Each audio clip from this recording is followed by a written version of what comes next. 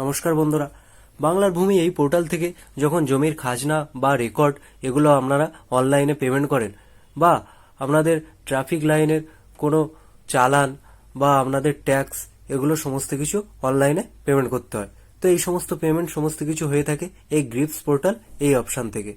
তো এখানে একটা জিআরএন বলে একটা নম্বর আছে, যে নম্বরটা না হলে আপনি আপনার জমির খাজনার রসিদ বা আপনার পর্চা ডাউনলোড করতে পারবেন না, বা আপনার যে ট্রাফিক ফাইন ভরেছেন তার চালান সেটাও আপনি ডাউনলোড করতে পারবেন না।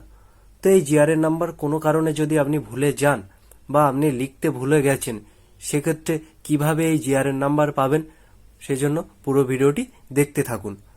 আর যারা জানেন না জিআরএন নাম্বার কি, তাদের অবগতির জন্য জানিয়ে দিই, জিআরএন নাম্বার হলো গভর্নমেন্ট রেফারেন্স নাম্বার, যেটা আপনি এই অনলাইনে এই সমস্ত কাজের জন্য পেমেন্ট করেন তার একটা ইউনিক নাম্বার। পরবর্তীকালে সেই রসিদ ডাউনলোড করার জন্য এই জিআরএন নাম্বারটা লাগে।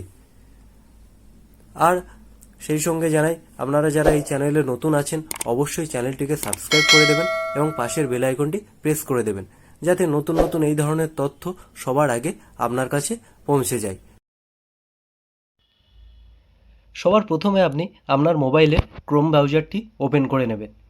নিয়ে এখানে সার্চ অপশানে সার্চ করবেন GRIPS, গ্রিপস। গ্রিপস সার্চ করার পর আপনাদের সামনে এরকম একটা ইন্টারফেস আসবে।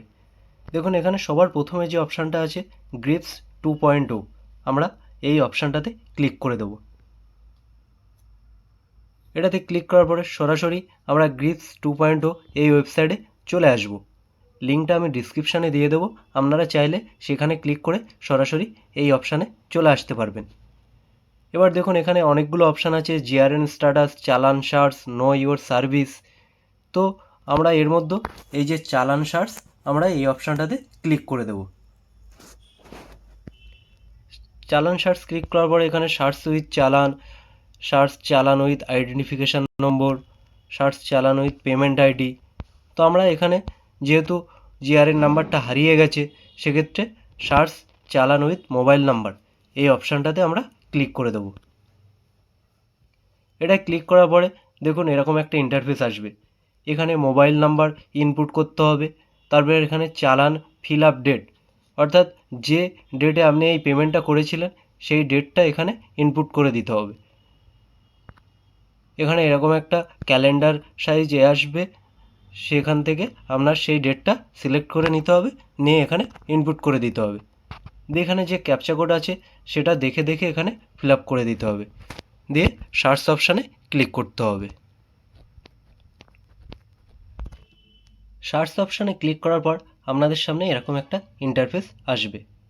তো দেখুন এখানে জিআরএন বা government reference number, GRN date, কত তারিখে এটা আপনি করেছিলেন, পেমেন্ট স্ট্যাটাস, এটা সাকসেস, এবং যার নামে হয়েছিল তার নামটা এখানে শো করবে।